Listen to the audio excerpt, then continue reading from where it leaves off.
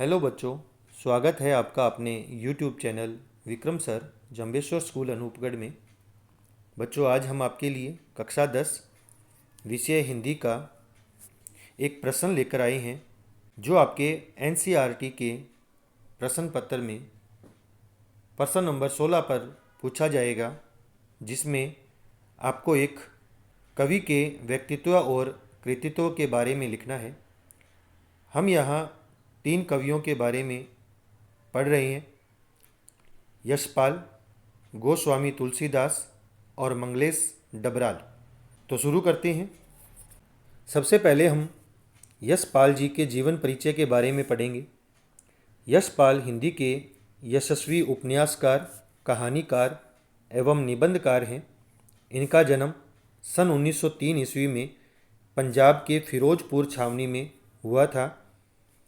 यशपाल की प्रारंभिक शिक्षा कांगड़ा में हुई। 1936 में उनकी रुचि साम्यवादी विचारधारा में हुई। तभी लखनऊ से विप्लव पत्रिका निकालना आरंभ किया। इन्होंने दिसंबर 1952 में वियना विश्व शांति कांग्रेस में भाग लिया था। सन 1976 में इनका देहावसान हो गया। अब हम देखते हैं यशपाल जी की कुछ रचनाएं। यशपाल जी मुख्य रूप से उपन्यासकार हैं। इनके प्रमुख उपन्यास देशद्रोही, दादा कामरेड, अमिता, दिव्या, मेरी तेरी उसकी बात तथा झूठा सच है। इन्होंने 200 से अधिक कहानियाँ भी लिखी है। इनके प्रमुख कहानी संग्रह निम्नलिखित है: पिंजरे की उड़ान, तर्क का तूफान, ज्ञान दान, फूलों का कुर्ता आदि। इसके साथ ही इनके प्रसिद्ध कहानी संग्रह है बीबी जी कहती है, मेरा चेहरा रोबीला है, देखा सोचा समझा, गांधीवाद की शव परीक्षा, राम राज्य की कथा, चक्कर क्लब, मार्क्सवाद, बात बात में बात, न्याय का संघर्ष और जग का मुजरा। तो बच्चों, ये था यशपाल जी के जीवन परिचय, कृतित्व। अब हम देखते हैं गोस्वामी तुलसीदास जी को। जीवन परिचय। गोस्वामी तुलसीदास का जन्म 1532 में बांदा, उत्तर प्रदेश जिले के राजापुर गांव में हुआ था।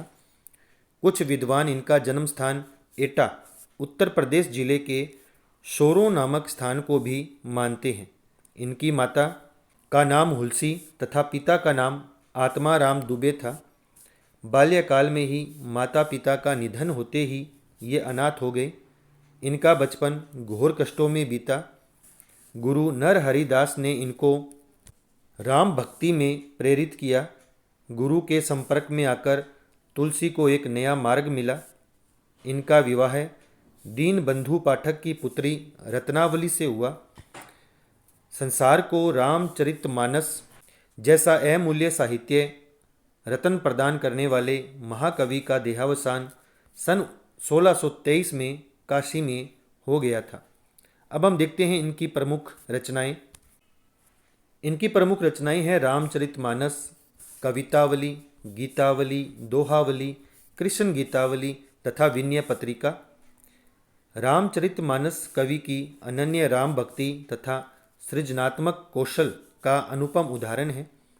इनके माध्यम से तुलसी ने नीति, स्नेह, शील, विनय, त्याग जैसे उच्च आदर्शों को प्रतिष्ठित किया है। गोस्वामी तुलसीदास का अवधी और ब्रिज भाषा दोनों पर समान अधिकार था। दोनों ही भाषाओं में अपनी रचना मिलती है। तो बच्चों, ये थे गोस्वामी तुलसीदास जी। अब हम देखते हैं मंगलेश डबराल जी को। जीवन परिचय।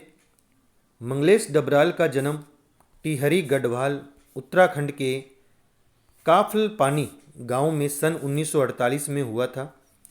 इन्होंने अपनी शिक्षा दीक्षा देहरादून में प्राप्त की।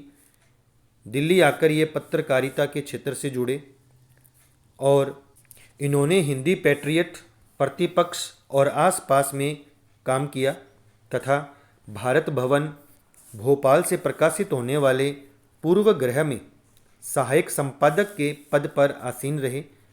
डबराल ने इलाहाबाद और लखनऊ में छपने वाले अमृत, प्रभात में भी कार्य किया। सन 1983 में जनसत्ता समाचार पत्र में साहित्य संपादक का पद सुशोभित किया। अब हम देखते हैं डबराल जी की कुछ रचनाएं। मंगलेश डबराल के अभी तक 4 काव्य संग्रह प्रकाशित हुए हैं।